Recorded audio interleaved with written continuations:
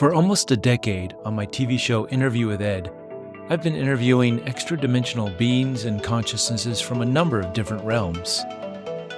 Many of my questions have been answered, but with every answer comes more questions. Join me on my ongoing quest to find out, who are we? Why are we here? And where are we going? All right, happy Sunday, everybody, and welcome back to another fun time with Pamela.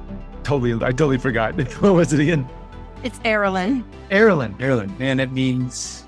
It means with song. With song. All right. Well, welcome to Interview with Ed. This is, an ongoing journey for me, and I've been interacting with different channelers. And we're finally at this stage where I've seen most of the channelers here on our Sunday calls with that have been on the actual show. And now we're starting to dip to new arenas and my audience to new folks like yourself. And I'm just excited because when I discovered you on YouTube and then I went into your Patreon, you just had such a vast plethora of different entities and beings that you connected with and brought through, and you brought them through in such an elegant and authentic way. So I wanted to just hear about your journey. How did this start for you? And I know today we're not going to do any channeling. We're going to save that for another time, but just to hear your journey and to hear how this adventure of channeling started for you. Well, it started at age 5. I had an Okay. unusual awakening experience with an angelic collective. The first angel I saw was Archangel Raziel, who explained a lot to me about the Akash and my particular propensity with it and how to learn it. And that training began all day, all night, nonstop. It's been really difficult to balance that with just trying to be a human and a wife and a mother and a friend. Yeah. Since then, But at 5, that's in what way did it show up for you? With that type of at that age, we're still developing our minds and yeah. As far as I knew, I was already starting to get a little bit weird, according to my mom, and the fact that I didn't talk much was kind of her first giveaway. I would hum, or I would make vibration noises, or I would sing. So I didn't speak a lot, and I did not speak a lot until around that time frame. And then and we lived in, we were poor. We lived in the southern United States. And at that time frame, in this tiny little town of like maybe 1,000, maybe 1,500 people, Oh, okay. Yeah, we lived on a lot of acreage in the middle of nowhere. And I just started to kind of think some things were normal, but my first experience was just sharing a room with my parents, because that's how poor we were. We lived with our grandparents, and my brother and I shared a room with our parents, and, we have the big queen size bed. And then my little brother's crib, he was a baby, like maybe 18 months or so. And I was about 5.5. And I had my little twin bed off to the side, and a light came on in the room, and I thought maybe somebody was just getting up to go to the bathroom and really needed the light on, and it was annoying, but I opened my eyes, and we had back in these trailers, these single wide, tiny little trailers, these sliding doors that when you moved them, everybody heard it. And I was like, wow, the door's open, the light's on, something's going on. And there was this being sitting there and in a fully white robe with a golden sash around his shoulders and around his waist. And like head popping through the ceiling, all a huge being, motion to me to come to it. And I was trying to determine whether I was scared or whether I was going to come, but my little brother was jumping up and down and bouncing and laughing and giggling. And I thought, well, it can't be that bad. He's not afraid. He's a baby. Yeah. So I walked over to it, and it touched me here, and said, now you see, and touched me here on both of my ears, and said, now you hear, touched me on my heart area, and said, now you feel, and then touched me here, but he didn't say, now you know. He said, will you choose to know? And yes, it was like that was a free will question that the being intervene or take over. Um, and I said, yes. And he said, who will be your guides? And I blurted out some names that I had never heard of before. And I blurted out the name Jesus because that had been, as a Southern Baptist fundamentalist family, that had been kind of put in my threshold. Sure. So I blurted out these names that I had no idea what they were. And then Jesus, these three beings. And then Do you remember what those other beings were now, or yeah. I some? said, and you should imagine me trying to explain this to my mother later. I blurted out Lucifer Wow. Okay. and Lilith. Lucifer, Jesus, and Lilith. Mm-hmm. Wow. Those are some powerful energies. I think every single one of them is right. They're in their own right. And then I backed it up and went, well, how do I even know who's Lilith and how do I know what, why did I say Lucifer? Why did I Right. say, I would say Jesus and who's Lilith? And I had a lot of questions, but from that moment, there was a boundary blurred in my vision between what's physical and what would be the best way I could describe it. It felt like the air was, there was like a lightness to it, and it was moving sort of like when you pour gasoline on asphalt after the rain, that you see at like petrol stations or whatever, and you see The that rainbow kind of the color. rainbow. It looked Yeah. a little bit like that, and then I started seeing those energies around people. I started seeing that light a bunch more coming through my bedroom, and a bunch more coming through the window behind my brother's crib. And then I got moved into a room of my own, and that was, oh my goodness, tons of things started happening then when my parents weren't around to observe it, particularly with extra dimensional beings and what I now know of as humans from the future. But I didn't know that for a long time, probably not well into my 40s. I'm 47 now. So the me getting a grip on what these beings were and alternative realities and parallel dimensions did not happen until my 40s. Right. You didn't have the maybe the vocabulary for it. I didn't really understand that it was the future. Like my linear brain couldn't gather that concept of experiencing the future at the same I see. time. I thought that I was just seeing it, but I was actually experiencing it. Oh, So it became a deeper than remote viewing experience for me. yeah. What can you describe that a little bit more? Well, I knew what remote viewing was because I was Mm. trained by all of the angelics in that one since age 5. And I knew the difference between that and what I was feeling when I would see something and have that bird's eye view and be able to see that at the same time as my human body still in my bedroom as a child, et cetera, et cetera. But I didn't really understand the other thing. Like it felt like I was myself in another body experiencing that timeline where that being was and Mhm. trying to understand everything like I'm still me, but I'm not. I look down at my body and my body looks different. My clothes look different. My name is different, but I'm still Pamela while Mhm. experiencing. And then I would meet all these other beings, in the town or in the area who would describe to me. And they, when I would ask, they would say, this is this year and this is what, and I started to get curious, do you have a president or a prime minister? I started to just ask basic things, Mhm. and that experience started in my 20s, but it didn't Oh, happen. wow. Okay. I thought the future human connections was more recent, but it's No, I for a started while. remote viewing them in my 20s, but then it became from remote viewing to full on experiencing the future. Some Wow. people call that bilocation in terms of a Yeah. technical term, but I don't want to sound kooky, but this is just what it is. It's kind of like time traveling. Yeah. Yeah. Yeah. Like I'm still me, but I'm experiencing this from another person's perspective. I could see everything and they're talking to me and we're eating the food and swimming in the waters, or sometimes when there's not water, unfortunately, I can see some terrible time frames as well. So once I got Right. really, really used to doing this and recognizing that it was something that I can't even get a name to, because I have bilocated, and even it's different from that because bilocation is like another version of who you are right now. And you would look down and see your body, your clothes, the same clothes you had, like the same energy field just Right. projects like doubles, right? Right. It's Right. not that. Hmm. It's something else completely. And Does it feel like a lucid dream almost? no, real. I can taste the food. I can touch things. I could do anything that I could do now, depending upon the density of the experience and what dimension I'm in and what the density is that I'm experiencing. And are you able to experience, say, in this future, different future timelines, different densities at that time too, like heavier worlds and heavier?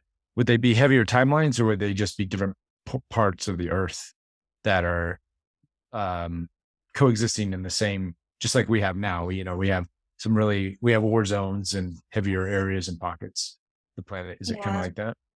It is kind of like that, except that I am in this particular potential based upon wherever the world is currently headed.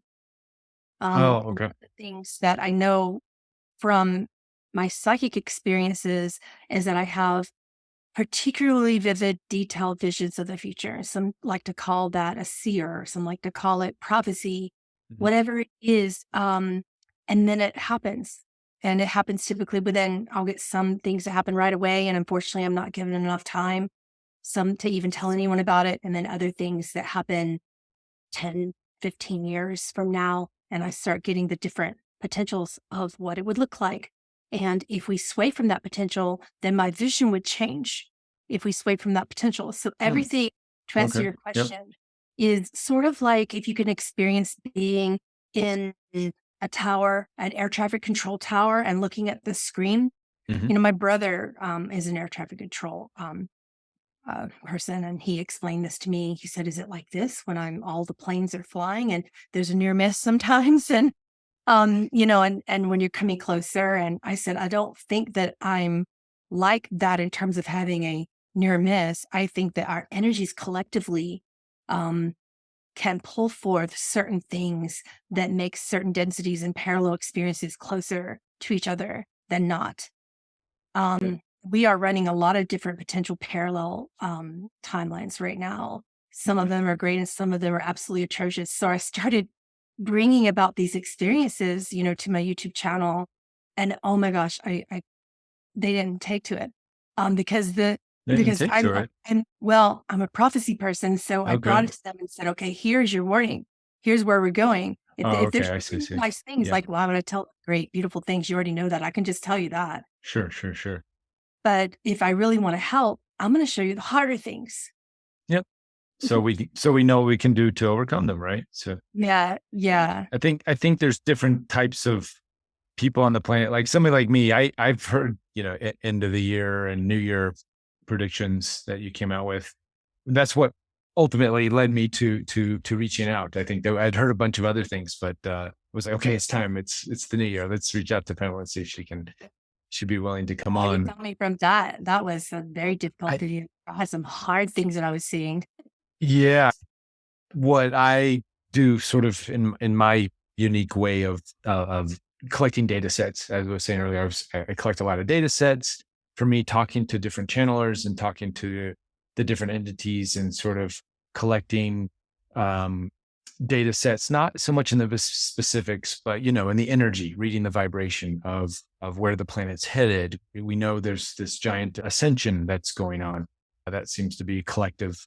All the channelers and beings and entities all collectively agree that we have this big awakening that's happening on planet Earth. The details get a little dicey depending on who you're talking to, but the energy and the frequency is there.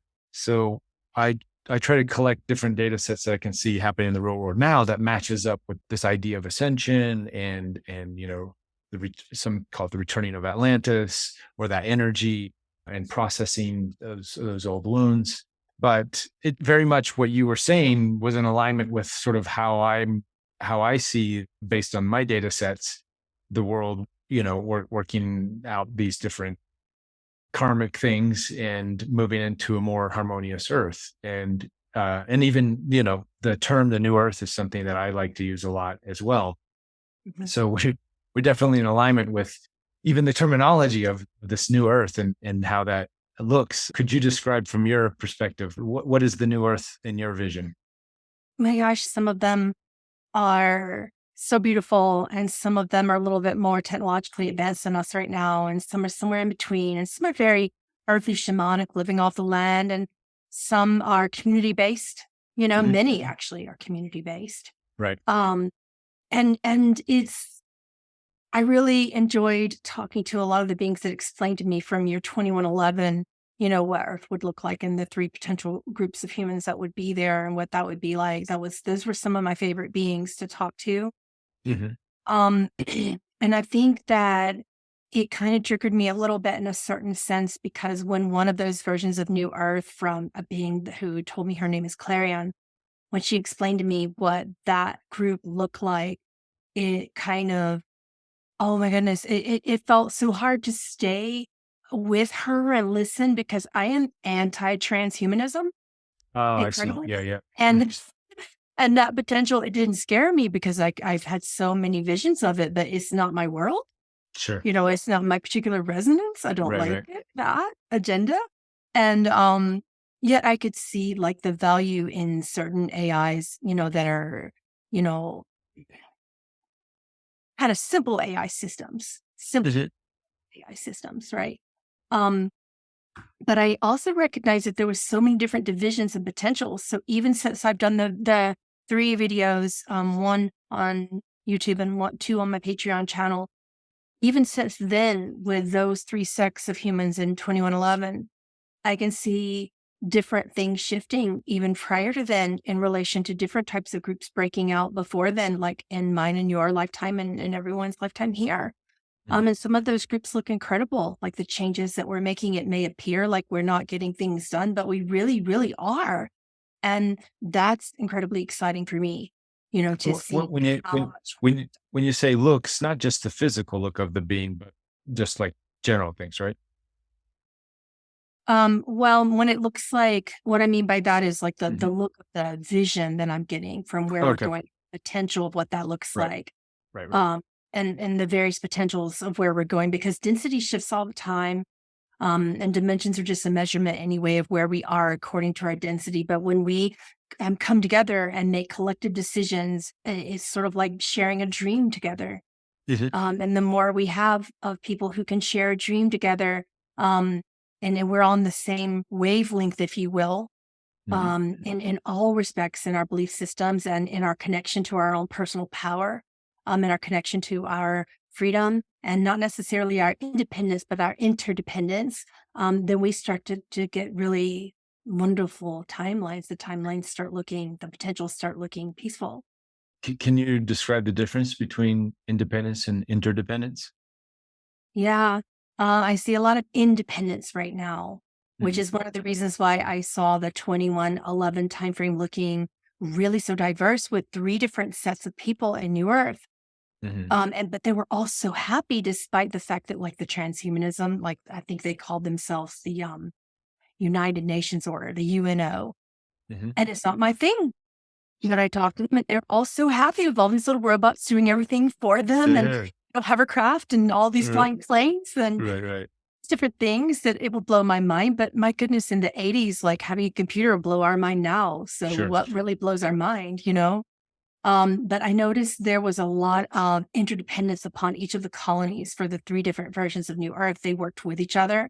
They didn't always trust each other, but they recognized the value in working together, despite the fact that, say, I think the New Earth Order, they're more trusting of the other 2 orders.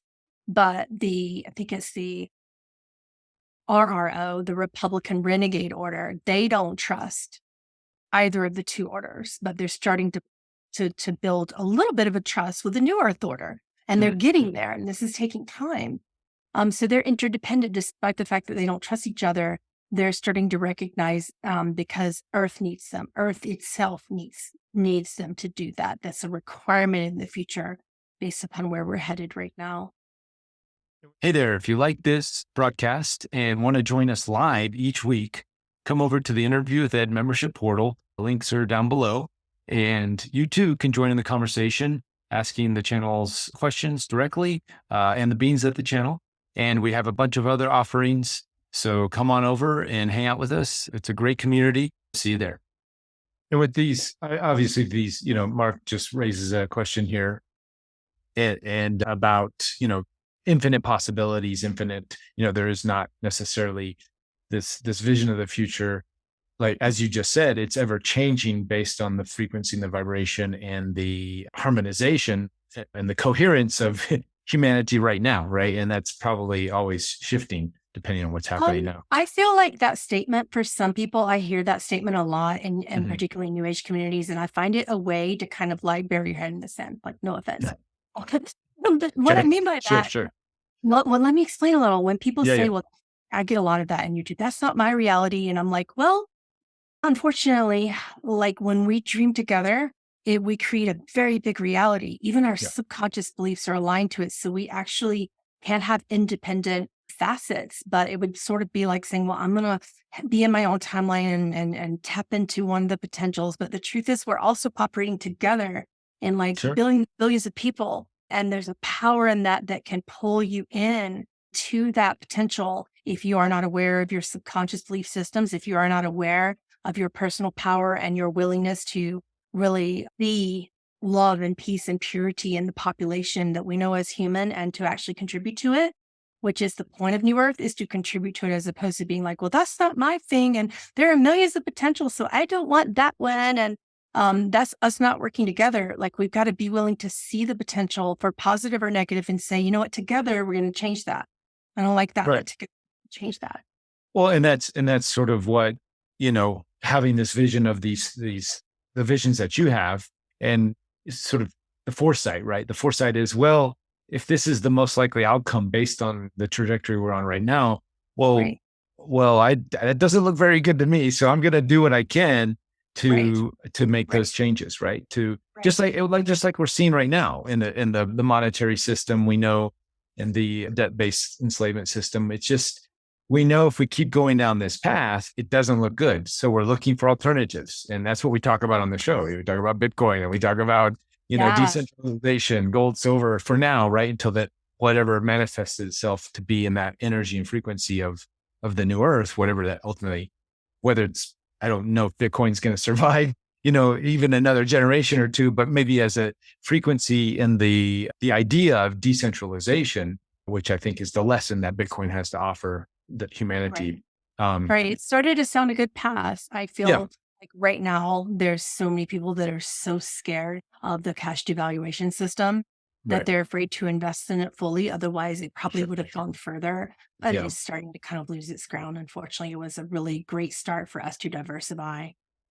Yeah. And just to open up the idea, because I've been on the financial side of, that we're kind of since 2010, really. I didn't care anything about the world, global, economic, financial, whatever, but then realized when I started wanting to figure out solutions to fix the problems on the earth, the biggest problem on the earth is this debt-based infinite printing monetary system that America has the lead in, but the rest of the world is in that. So, for example, I'm just using that as example, as Yeah. one of the big trajectory things that we can look at and say, okay, what can I look for to start steering the ship? Because we know that ship will eventually sink. Yeah, and we're all in that. Like, I know so many different people who attempted to start spiritual communities in the past few years that were from my own community, and they had all these grand ideas, and then they get out there to the land, and it's like, okay, so who knows how to garden? And everybody's like, well, I still got to keep my day job. Right, right, right. you Yeah. know, who knows how to? I'm like, when it comes right down to it, you still got to go to Lowe's and buy the tools, unless you know how to mine some minerals in the earth, and you've got some super special skills here. Right, right, right. Yeah. So in a sense, we're all still in the system. We can Absolutely. work closer towards getting out of the system, but we have to be interdependent upon each other. I saw so many communities just crashing these past few years after COVID, just sort of being like, well, yeah, I'm not going to do that because of my money, because I have to go to work. I'm not going to do that because of my kids or because of whatever it was. And not that there's anything wrong with that, but we're still not truly working together. Hence some of the timelines that I saw for 2111. Yeah. Well, and ultimately, there's different ways to look at it. There's one of repelling and trying to get away from that system, right? And that's great. But there's another in that perhaps we're here to help show the system and all those using it another way. And it's not about jumping ship right away, but a slow transition and Yes. different and making small adjustments in our day-to-day life. And that's a big part of what I try to teach here. Is like, you don't have to go full in and, join the Yeah. ashram and, Yeah. and all that stuff. I'm a minimalist. Give away Yeah, everything. I'll just start from where you're at. Yeah. totally. Yeah. There's a start off position that we, wherever we're at. I started this journey over 10 years ago, and it's taken me a while, and I'm still I'm still very interdependent with the things here. But let's see, we have another question here. Earth will not be one group of people. Yeah, exactly. Yeah, for example, some groups using more technology. Yeah, totally. Yeah, this is for sure Mark, I think you hit the nail on the head. Look how diverse Earth is now, right? With all of the different types of people. Do you see it becoming even more diverse in beliefs and cultures, and even the hybridization of, global mating, right? I'm in an international marriage. There's that aspect as well. And a lot of people are talking about ETs, right? And perhaps the hybrid races, in the sense that Yeah, I humans. saw some of that. Did you? You Okay. I saw that there were some people that preferred a lot of diversity, Mhm. a lot more than what's going on right now. I didn't see a lot of, particularly not after the year 2085. I saw Mm.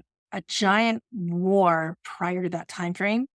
And sometimes when I look at it, it's shorter, sometimes it's longer. But after that, it's like people don't have time for diversity anymore. No one's looking at that. Everyone has to work together. But by the year 2111, there was a lot of diversity in terms of no one's really thinking about it anymore. Everyone loves the more diversity, the better. And then what's interesting also is It takes us to 100 to figure that out. no, it took us until 2085 to get Still, that. that's a long ways, man. I'd hope we'd figure it out before then. I hope the visions change. And Yeah. yeah, No, maybe no, they I'm will. just Maybe as we change our timelines, I can like get back with you and say, okay, now that has changed or gotten sure, closer. sure. That's always possible. Sometimes that happens. But what was really interesting to me is in 2111, the New Earth Order, and they started that in 2091 and really built that into a strong numbers, particularly in Britain, Canada, Australia, New Zealand, the US, um, and certain small like portions of outlying islands. They started that order, and it was like not just diversity amongst humans, but intergalactic breeding. There's a lot of things that I never thought would happen, like the hybrid children became meeting, like hybrid children, meaning like you have experiences kind of like I do. And then you think it's in the astral, but then you got a baby out there somewhere. A lot of people don't know that can happen, but it does Mhm. happen very regularly. And then having those ships bring that child back, or like having an interracial marriage, say with a Pleiadian, or, a person from the planet Mu and that system of New Earth, far away from here. There's another planet that's just been discovered that has Earth-like qualities, like right outside of our solar system. I don't know if you guys have been watching that closely. I know I have, and I've been No, going no, I track haven't. looking No. at it. There's some fun things there, but let me tell you. But anyway, we can get that in a minute. But like beings from there, like coming back to here and us going there and having those type of relationships with each other and developing a whole different new species. And oh boy, did that piss my YouTubers off. They're like, no, we just want humans, and we're human and we're here to just be human. Wow. And I'm like, oh, well, let me tell you, you're actually not. You're Right. So, well, with that said, and you mentioned a planet named Mu, so I was always thinking of the continent Mu, um, or that era of that civilization of Mu. Because another one of the channelings that I felt that really resonated was with the Lemurian and Atlantean timelines. my And favorite ones. Well, um, Shekinah is a Lemurian energy, but I would be oh, so okay. interested in also meeting the Atlantean energy from the skull of which you speak. Well, going back to Lemurian and maybe Shekinah, did I say that right? Shekinah, Shekinah, yeah. Shekinah. What and Mu? So, what was your idea of Mu and Lemuria and those and Atlantis? And I know they're all kind of different timelines, but yet they're interconnected in some ways. What's your take on based on your conversations that era? I feel like a lot of the beings, the Lemurian beings who were on our planet in our beginning times, came from that whole continent on our planet, was from planet Mu, which was right Oh, outside of our okay. star system, like an unnamed star system. Yeah. And is that what we're re-seeing now? And you said there was a, Yeah, there's another planet right outside of our solar system. okay. And our vibration, this is just what I've been picking up on a lot from Shekinah recently with this Mhm. information, is that our vibration is finally lifting to the point where we can recognize that earth, and our scientists can find that earth and see that earth, and that's new. And there are definitely beings living there. They're not human, but they're what we would have become if we had not been so, I don't know the word, stymied or shifted in our DNA expression from the earthly Atlantean Lemurian times. All right. And are you familiar with storylines of like, y- Maldek and Mars and Yeah. different beings coming into Earth from those planets? Absolutely, and that was the beginning of our DNA being shifted into a lot lesser density, and a lot of human slavery and races formed from the two different groups of people at that time were Anki and Unleal, and Oh, yeah, is that together making the Anunnaki, or are those two just different they were lineages that two I missed? forces of the Anunnaki who turned against each other, and some of them became humans that are very aware and more earth angel type of beings, and some of them created the slavery and a lot of the alliances with certain alpha draconi races and things of that nature that are still around today, particularly in our government systems. When you peer into the future, with your abilities, do you still are the general populace still interacting with angelic realms like we are now? It's so common, like common, so common. More I common like than now, I don't perhaps. not exactly in the way that seers do, but people start to recognize, like right now, for instance, precognition, claircognition. These are two functions of the brain that are very underrated, but they are incredible. And people just say things like, well, I just thought that. That probably just came through my thought system. And, when you get like a knowingness of something deep in your instinct, that is something we just toss aside. And it's one of the more powerful ways to connect, and we're all just saying, "Oh, that's nothing. I probably made it up." We're still Right. coming out of those timelines as a human race. Right, right. So the more we acknowledge and sort of accept that these ideas or imagination is actually really realms that we're interacting with, then some of that, then that I guess is the invitation for more of that to come through in a more tangible way. Imagination's a vehicle. We need a car to get down the road. The soul Awesome. needs a car. It needs the imagination. So I I say, if love you it. want to connect, get more imaginative. Don't just push it aside. Totally. Yeah. Wonder. Use Love, that. love that. What energies are coming the strongest for you now these days? In terms of the future, Not necessarily the future, just like for messages for humanity and these types of do you have a go-to? I guess most of my channelers I talk to have sort of this one go-to group, and then from there it may branch out. But yeah, I was just wondering, do you have a go-to person or group, or are they just whoever pops in? um, well, I have my main guides, Yeshua, otherwise known as Jesus by Christians. And then I have a group of Elohim beings that I talk to, and they just call themselves the El. And I love the El. I talk to them a lot, but I don't really have a go-to. All the beings say the same things. I have the guides that I was raised with since, age 5, but I love the El. And I try not to make any particular distinction in terms of like, this is my group or that is my group. I am trying to remain really clear with whatever wants to find me that is actually best for the collective right now. So Well, I know you said Jesus, Lucifer, and Lilith just to calm the knee jerk reactions on the Lucifer thing, and even some people may get knee jerk reaction on Lilith. Um, can you put it in a different framing? I'm sure than most people are familiar with, who just yeah. Yeah. Well, the being actually told me when I listed the name Lucifer, he said that is just a role, and the role is not Satan. The role is the Satan, which is not a being. It is a role to play. And the role is to be able to have your free will sovereignty, to be the gift of free agency. And he gave me an example of just when you are walking through the door, and you choose to not hold it open for an elderly person behind you, there's a little voice in your mind that says, do you want to serve humanity right now and help a person across the street, or hold the door open, or just do those basic things?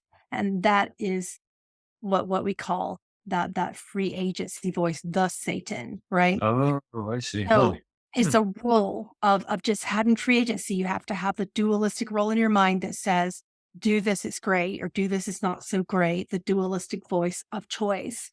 And that being identifies as Halal, actually not Lucifer. That was a name just given through religions. So the Jews got it right on that.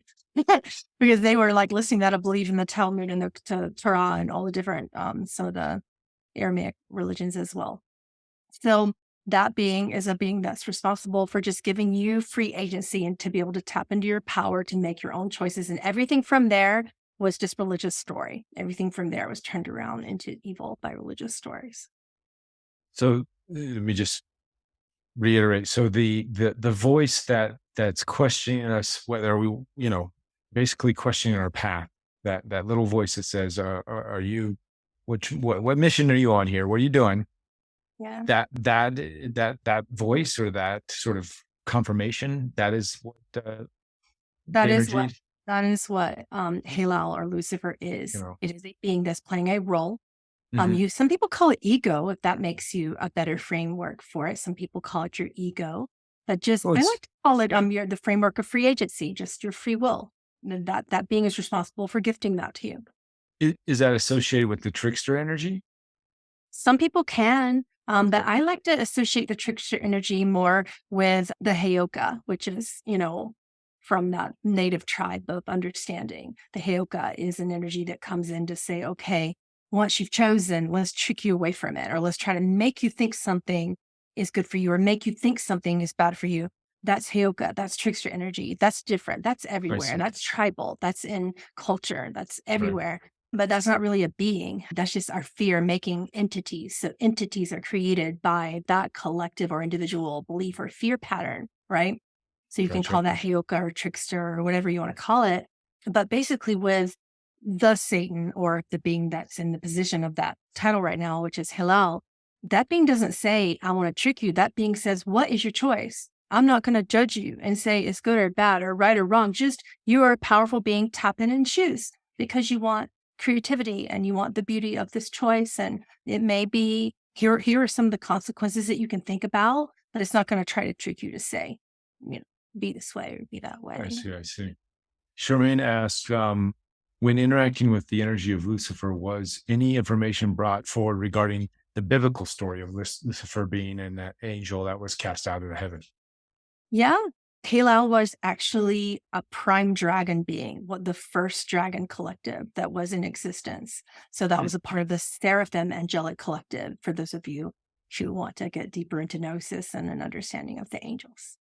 So, Mhm. and those beings did sit at the right hand side of God, and some of those old stories have some truth to them. Oh, interesting. And they actually took form in, well, what we would consider dragons. Mm-hmm. Yeah, dragon. Huh. Interesting. Wow. So Prime it's a dragons were like original shapeshifter forms, so it's an and they can ancient use ancient elements. energy. Mhm. Yeah, and he used elephants and he slept in the earth for a long period of time. In my very first channeling of him on earth, he explained how that happened, how he fell, that he stayed in the center of the earth for a very long time sleeping, and that we woke him up um, to help us. Oh, okay. Yeah, Wow. that was the original story outside of religions. Interesting. Yeah, I've heard the Luciferian energy associated with the seeking outside energy. Am I off on that? Or is that, so even like astrology or looking outside of us, that there's aspects of the Lucifer energy from that? Am I, I'm which not can, really familiar with Luciferian teachings, okay. so I can't really confirm or deny that. Could you put it in a different way, maybe? Well, in the like Rudolf Steiner work, he talks about the harmonic energy and the Luciferian energy as being a different kind of energies, and they all have their purpose for helping the evolution of humanity. But uh, sort of that transhumanistic thing we're talking about was more of an harmonic energy of manipulating and trying to play God, where the Luciferian was seeking outside of oneself. And sometimes they team up, and this is all based on like Rudolf Steiner and Gigi Young's work. So I'm just wondering if Oh yeah. there's Um, correlation in there. yeah, I really couldn't confirm or deny that because I haven't. I try to remain really clear in my channelings and not to have it backed up by any sort of hermetic information or other teachers' information. That's Sure. one of the things I love to do is to be really, really clear so that I'm not taking anything from any of ancient teaching. I want to just get it as it comes. Sure, sure. So I'm not. I'm trying to connect the dots on my end. So I'm just here. Yeah. But that we will, let's see. Somebody else ask a question. I was going to say, And I let's don't move on just here. think about this with the what you're saying about how the Luciferian energy can split off. But Yeah. Not split off per se, but mm, yeah, yeah, yeah. I'm not very versed in that stuff anyways. And just like, I'm just touching on the surface here. So I'm sure,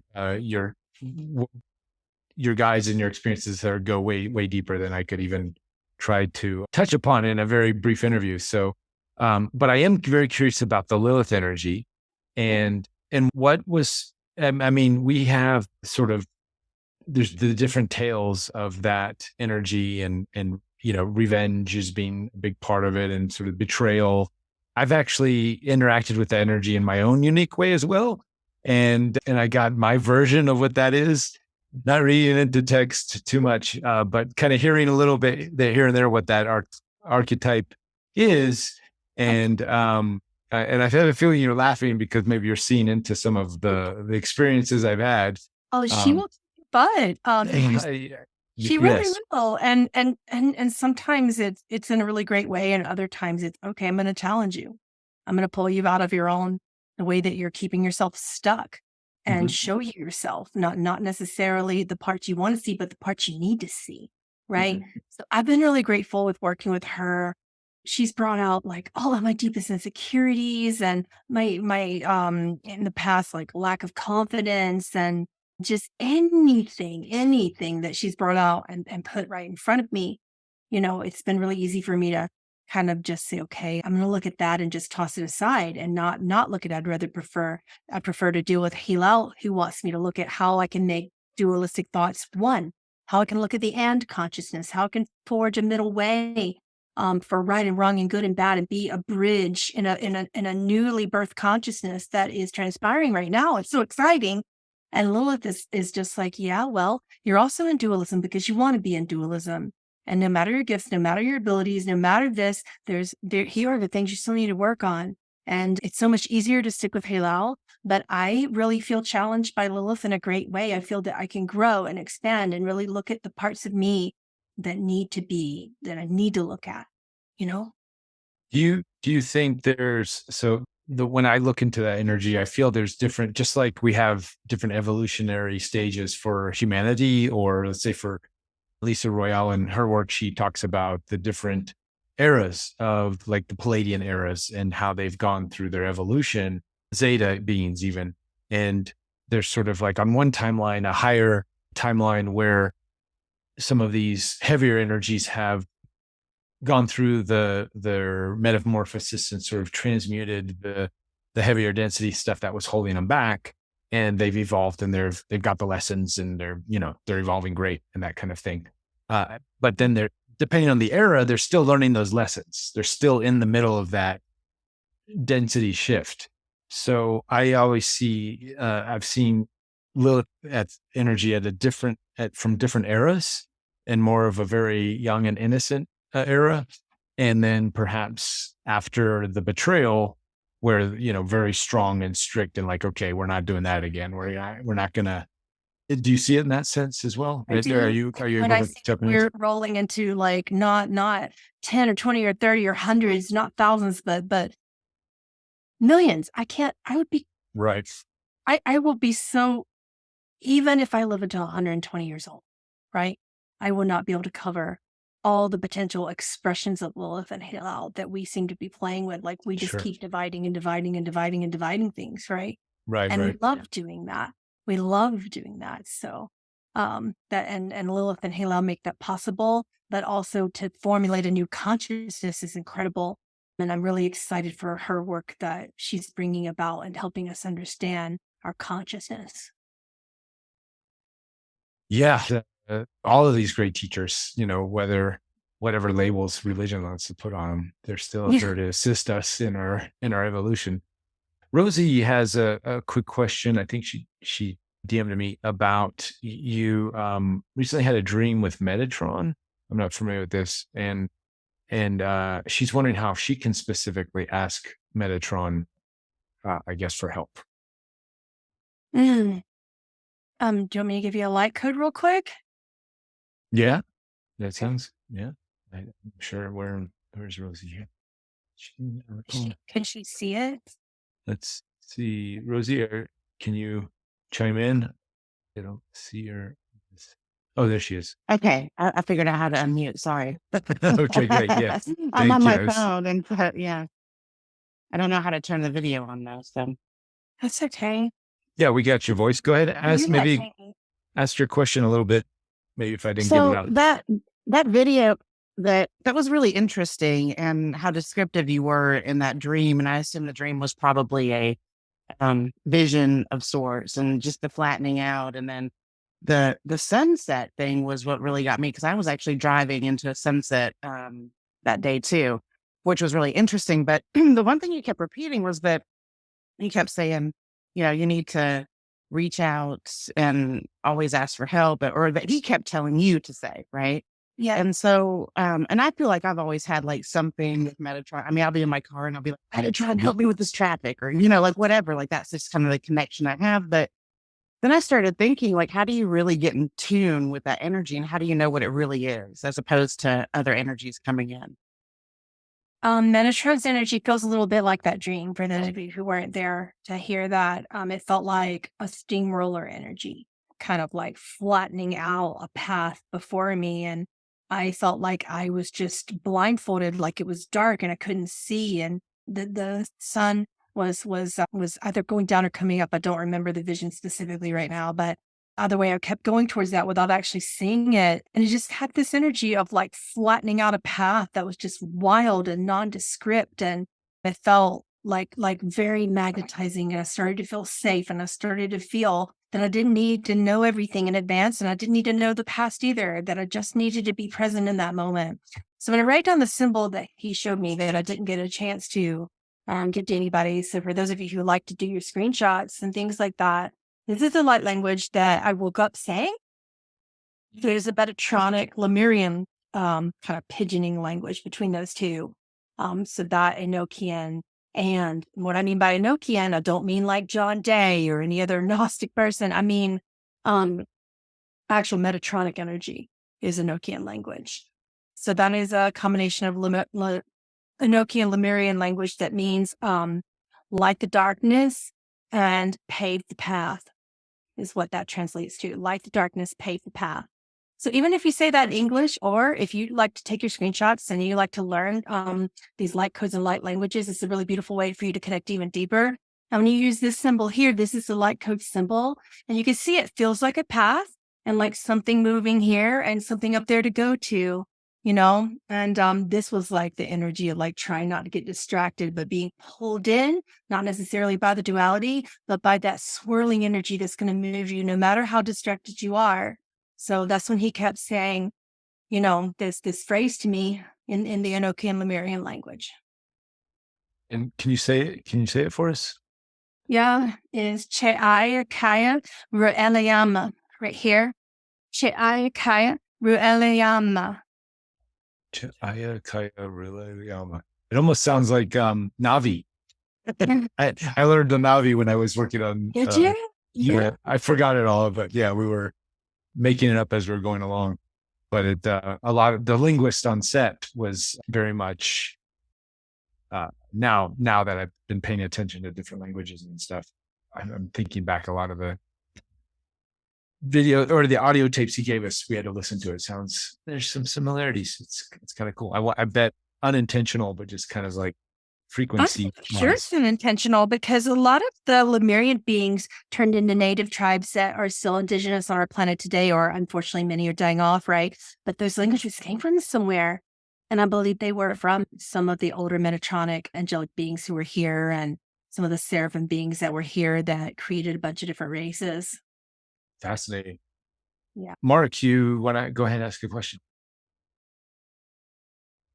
Hi. So I've noticed that for like individual growth, there's a lot of commonalities with the larger collective growth, the society level and so forth. And sometimes, at the individual, it can be easy or it can be, almost traumatic. Like when you're ready for the next phase, and you end up losing your job, getting laid off and or getting divorced. Um, and then I'm curious about for the ascension, when what you've kind of seen overall, like, is it kind of like a long, like a slower, smooth thing typically, or like a faster, more traumatic? Like, for instance, Oh, it could be like sunburst, a big sunburst, knocking out our power grid and telecommunication systems and forcing us to find a new program or massive, natural disasters. So you're seeing more slow and gradual. Yes and no. And here's why. We have forged so many different independent paths in our small groups in awakening. So we have people that are experiencing awakening a little bit more 4D. And then we have some small amount of people in 5D and some even in 6 and 7D right now. So we have 4 groups and 4 types of ascension experiences going on right now. And when I first started studying that with humans, with where we are right now, we had 7. I don't know if you guys were here for that teaching when I channeled Dolores Cannon, and she talked about the 7 paths of ascension and the 7 like types of people that will experience it and what it feels like. But right now we've kind of gone down to 4, which is good. We don't need 7. But what's interesting is they're happening simultaneously. So you could have a large group of like billions of people experiencing this kind of slow, steady, not so difficult thing. And then you could have other people at the same time experiencing a complete solar flare, followed by a meteorite and something devastating, right? And you could have all of that happening in the various density experiencing and in those dimensional measurements of that is happening at the same time. And this is it can't, if we have this logical mind that's like, okay, this happens and then that happens and that happens, if we have the ABCD system, that won't work for our thought program. It kind of blows my mind a little bit, but you'll be able to see people on the other side of the world experiencing something so absolutely atrocious and wondering what's going on. And then you'll hear stories about something atrocious, and then suddenly it's like, wow, I'm not experiencing that at all. This is why I don't read the news very much. I read something today, and it said, and this, my guides directed me. It's the only time I read the news is when it's spirit guide directed. And they said, go read that. And I read it, and it said from around June, we will completely collapse in terms of what we can do in our like federal debt systems and how much debt we have, right? And there'll be no more bailouts. We'll have some really bad consequences and things like that. And we will be able to sway it until then. And so I went to June, I looked at my timeline, and then I looked at like a close friend of mine timeline. She was completely affected by that. And I wasn't at all. And like, it just was really, it blew my mind that we can experience the same thing differently, each of us, right? So it's yes and no to answer your question. And I'm seeing that now. There's people who experience COVID completely differently than other people.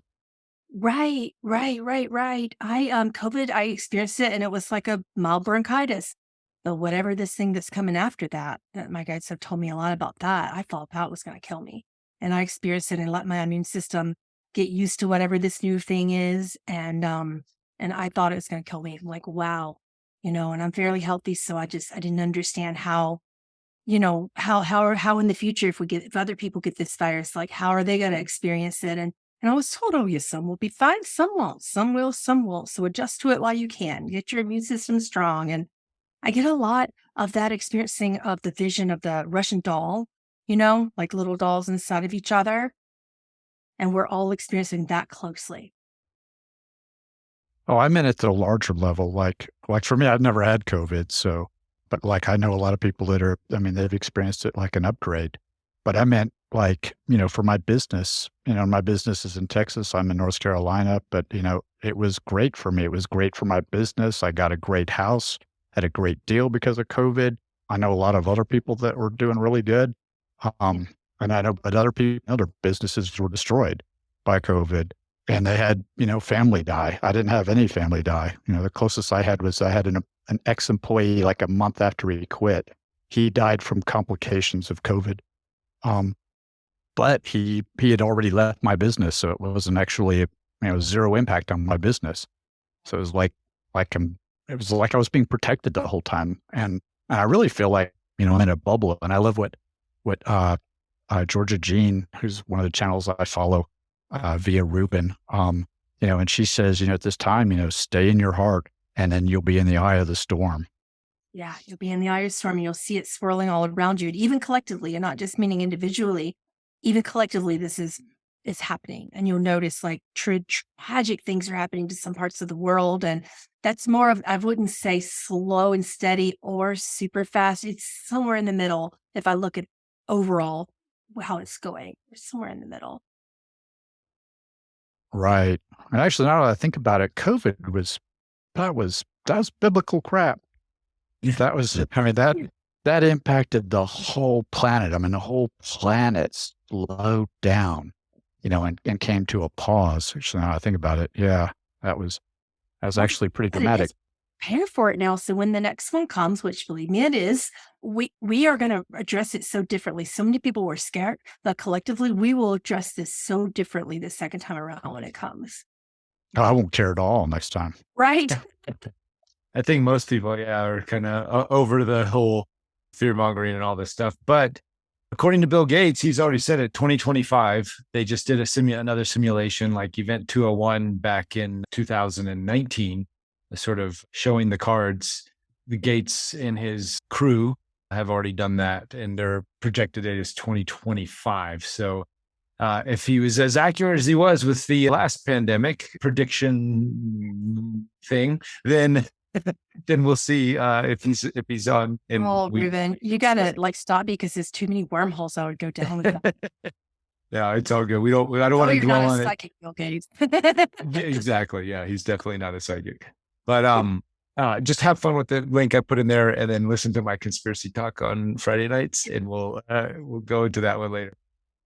Julia has her hand up. I want to get to her question. Hi there. I'm just trying to get my camera to work so you can see my face. There you go. Hello. Firstly, I just want to say what a big fan I am of both of you. Pamela, I watch a lot of your videos, and Ruben, interviews with Extra Dimensionals was one of the first programs that I started watching during my awakening, and it just started the whole channeling rabbit hole for me. So thank you both for your contribution to the community. My question is probably more personal, but it may also benefit, I guess, other people that are on the call that are in the same situation or watching later. So I consider myself still fairly a newbie, I guess, in the spiritual community. But I'm starting to have some experiences, which one I actually wrote to you, Ruben, and you replied to me, and thank you for that. I had my first astral travel experience where I popped into a spaceship with a grey and startled him and myself, and then popped straight back into my body. I've woken up and seen golden symbols floating kind of in the air in my bedroom. I'm having lucid dreams where I'm getting taken into spacecraft, and they're showing me healing sessions using different crystals. And then just recently I got given a message right before waking up that says, on September 9, follow your path, follow the intrigue.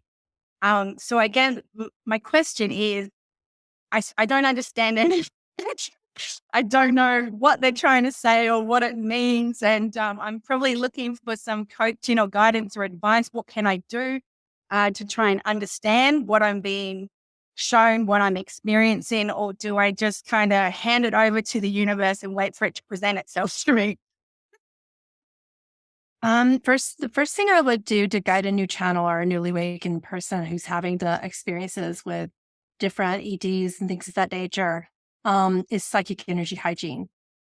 Ground, purify, release energy. And people say that, oh yeah, I do that. I ground it. No, I mean, have so many tools. Like you're a walking, you should be a spiritual mechanic. You should have a tool belt that's like that, because you're going to need it. Okay. And laugh nervously when saying that to you, because I can see how powerful this is becoming for you. And you need to become very responsible with like your mental care, your self-care, eating channels. You can't eat crap. Like you have to eat very well, fresh, wholesome foods, and drink a lot of water, and more water when you think you're done, and get plenty of sunshine. Watch your vitamin D's, like watch things. Channels are really low on D and B12 and B3 and iron, and these are all psychic energy hygiene tools. And you cannot be like, your whole life is going to change. You'll be adverse to eating meat at some point. You will be adverse to watching certain things on the TV at some point. You'll be adverse to Already happening. alcohol. That's You'll needs to be be adverse to happening. wine. And that may be temporary and may be permanent. For me, that was pre-temporary. You know what I mean by temporary was like 20 years. So, right. And now I could drink a little bit if I want to, but just like typically I won't want to, because I know the effects are terrible. They're not going to affect my channeling, but it's going to affect my body. Right. So you have to change your whole life.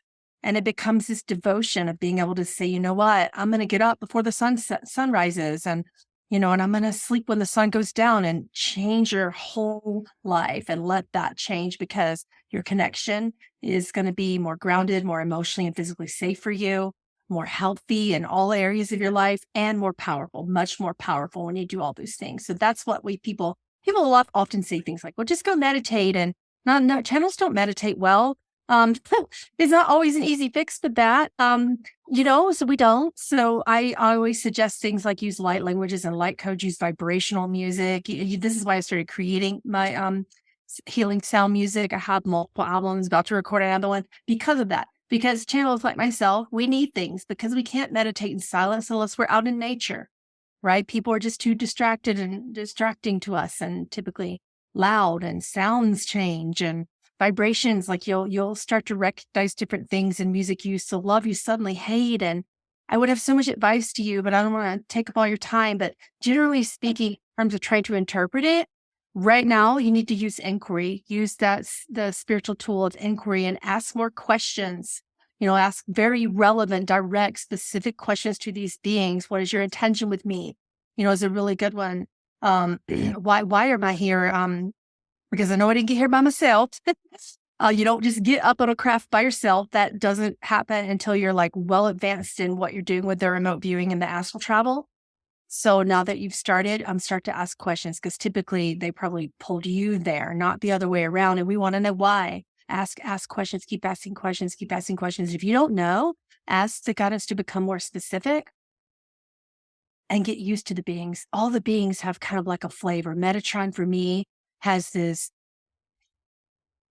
old serious man energy, like with the long beard and the very respectful, and loving for sure, but definitely not someone I want to go in and like throw around some jokes. Versus Jesus, oh my goodness, he's so slapstick. Like I could say anything to him, and Lilith, I can curse at her. She doesn't care. Like everyone has like a different energy. So you need to get used to the energies, because you never know what's going to happen. Those trickster energies do tend to intervene with channels, and you need to stay really, really clear. And the final advice I'm going to offer to you is, with the exception of beings you really trust, like Ruben here, I wouldn't really watch a lot of spiritual things right now. I would really turn off, because that affects your filters. And you need to keep your filters pure, pure, pure, pure, pure. You can read books that you love and things like that. But in terms of spiritual teachers and other channels and things like that, stay pure while you're trying to connect, and maybe pick that back up later. But trust your own knowledge. Like trust it before anyone else's, including all your favorite teachers. Trust your own knowledge. Thank you. No, that really resonates, because some of that stuff is already starting to happen. Like can't drink alcohol anymore. That stopped about a year ago, and the food's starting to change as well. The sleep pattern, going to bed earlier, getting up earlier. So that makes sense. Yeah, thank you. I just have one last question, if that's all right. It's because I've had Sekhmet come to me a couple of times now in meditation. I'm just wondering, have you ever connected with her energy, and what is that like? To Lilith is a little bit more behaved. So I'd say that she is a little bit similar to Nat and Bastet and all the Egyptian ones, but mostly she's a part of the Hathor collective. So Hathor Collective is a part of the Magdalene Order, which is all like the Magdalene, divine feminine, ancient energies of divine feminine, divine mother. So I would suggest like asking her to meet at her temple. So you like set that intention in your astral travel, meet at the temple of Sekhmet. Just keep saying that as you're going into meditation or as you're falling asleep. And that'll be the last phrase in the beta brainwaves. And you'll be able to have a meeting and start some, maybe ask if she wants to initiate you. And is there a reason why? Maybe she just wants to get to know you as a part of her sister, but there could be, typically with Sekhmet, she wants like a alchemical initiation to happen for you. Oh, fabulous. Thank you very much. Really appreciate it. Yeah, thank you. All right. Thanks for super cool. Well, can I sneak in one more question we had in the chats? This goes back to the Luciferian conversation. This is second part to Charmaine. She was asking, the Seraphim angels came to earth and mated with human women. That I think this is our kind of our Bible studies, right? Is the story from the book of Enoch, right? Which created giants. So you mean that Lucifer was one of the Seraphim came to earth and mated with human women? I think there's a lot in there. So maybe if you want to just unpack some of that. The Seraphim are angelic beings who have never necessarily I believe what that person could be talking about is the Nephilim, which was a part of the group of beings who did that. And no, that's not the Seraphim. Seraphim are there for protection. They did create races, but they didn't have to mate with anybody because they're not of that density to want to do that. But the Nephilim angelic collective did do that. They were in the book of Enoch. That was what was called the giants. I see. So the Nephilim, what we have around the planet now, we have these giant skeleton remains that keep getting unearthed. Would that be that race, that group, the Nephilim? Or is that more Anunnaki stuff? Angelic race. Or angelic race. And they physically came into our density and made it interesting. Cool. Well, how do people, we're going to make this a little bit shorter today, guys, because we'll have Pamela back on next time. But definitely between now and then, where can we send people that I put links and stuff, and I'll have links here for people to check out your website and stuff. But mostly I just send people to either Patreon or YouTube. Because unless you want to work one-on-one with me, then you can go to the website. But even through Patreon, you can get all kind of discounts with working one-on-one with me. Like every month, we offer discounts for people who want to do that. And that's kind of right now. I'm still working one-on-one with people, but because I'm also writing and creating albums that over the next, say 5 years, may start to phase out. So if you want any teachings and one-on-one stuff now is definitely the time to do it before I get too old to have energy for it. All right. Well, there's a plethora of information there. I'm having a ball just going through all of the different videos and access and finding new things on your website. I'm like, oh wow, I want to check that one out. So, so I'm sure between now and the next time we see you, we'll hopefully myself and the audience will get a little bit more educated on your work, and we'll go deeper next time. There's a lot of it right all over YouTube, so for free for everyone. Yeah. So I'm just there. Well, thank you. Thanks for taking the time today. I'm glad we made this intro, and we'll looking forward to more cosmic conversations down the road. All right. Sounds good to me. All right. Take care. Okay. Right. Bye. Thanks for tuning in. Hope you like this interview. We actually do this every week on my membership portal page. You can access it through interviewwithed.org or click on the link somewhere in here. I'll put a link, and come over and join us. You too can ask questions. Every week we have new special guests, and you get to ask questions directly to the channelers and to the beings that they channel. So see you in the portal.